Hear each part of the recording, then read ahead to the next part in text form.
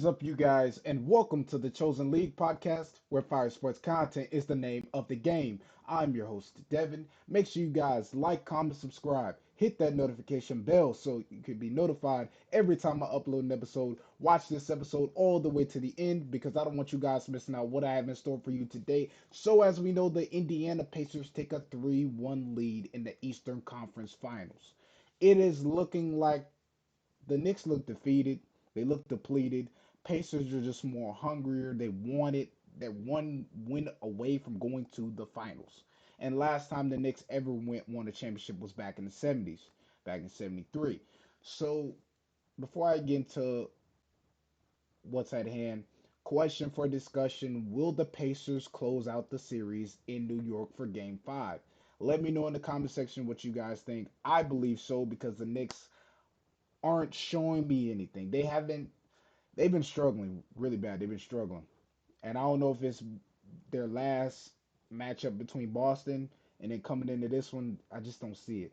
So what I see the struggles from the Knicks is all around defense, failed to maintain the lead, no sense of urgency on defense. They're not taking advantage of the second chance opportunities and foul trouble.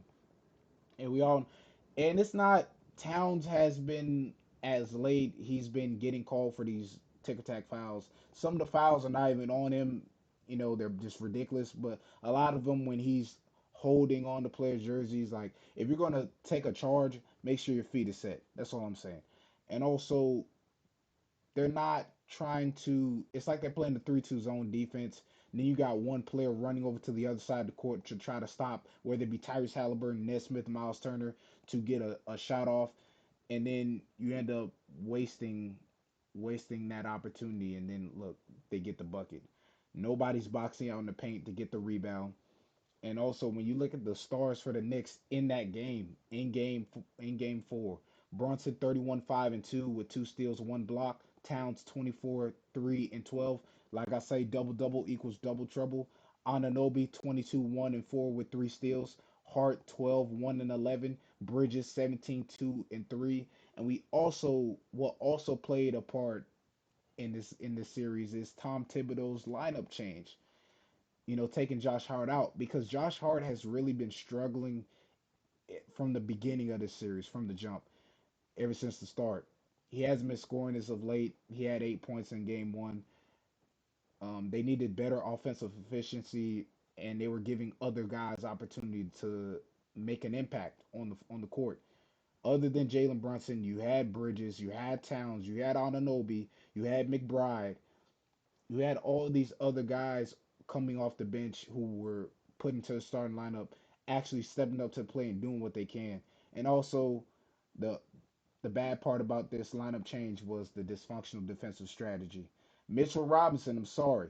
They've been having him go to the free throw line. It's just not working in his favor. He's not that type of guy who I would say he's that defensive player. He doesn't do he's not a post lockdown defender. He doesn't defend on the perimeter well. It's more so in the paint. Offensively for the Knicks, last thing I covered before I move to the Pacers, the struggles that they face offensively, Knicks should have been running pick and roll. They've been very successful in the pick and roll with Brunson and Towns. The ball was always in Brunson's hand most of the time. I feel like get guys like Bridges, because Bridges has been known when they played Boston, he was getting key buckets. Ananobi. There's other players besides Brunson that can take shots. Brunson doesn't need the ball in his hands all the time. Turnovers, free throw shooting, poor ball security because poor ball security does what leads to turnovers. So before I end the show, I want to talk about the Knicks. I mean the Pacers, excuse me. Pacers with their youth. We got to look at their youth. They're fast, athletic, and they got lots of energy. That's what the youth is. That's what the youth of the Pacers is. They play with a lot of energy, athleticism, and they play fast. Now the stars for the Pacers: Haliburton in that game last night, triple double, 32, 15, and 12. Miles Turner 13, 1, and 3 with 3 blocks. Siakam gave him a 30 piece with 2 assists, 5 rebounds, 1 steal, and 1 block. And like I said before, the dominance of the Indiana Pacers. What led to their dominance? Well, I'll tell you right here.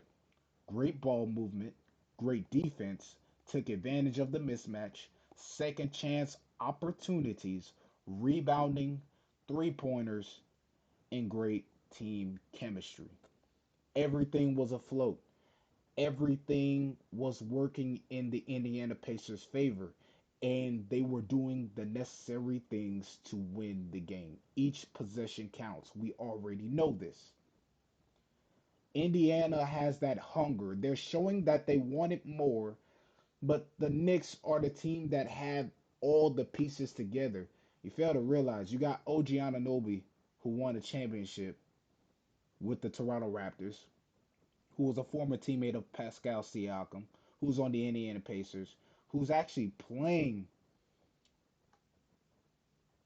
his style, playing his game, and doing what's necessary. Knicks got all the pieces.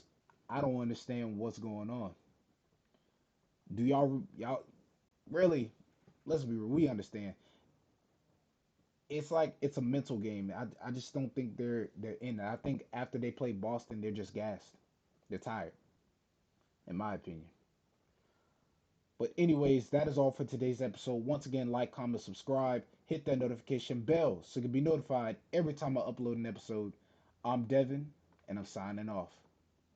Thanks for watching. Subscribe here to get the latest from the show.